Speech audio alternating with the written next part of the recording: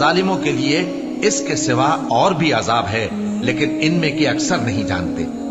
اور تم اپنے پروردگار کے حکم کے انتظار میں صبر کیے رہو، تم تو ہماری آنکھوں کے سامنے ہو، اور جب اٹھا کرو تو اپنے پروردگار کی تعریف کے ساتھ تسبیح کیا کرو، اور رات کے بعض اوقات میں بھی اور ستاروں کے غروب ہونے کے بعد بھی اس کی تسبیح کیا کرو۔ شروع اللہ کا نام لے کر جو بڑا مہربان نہایت رحم والا ہے۔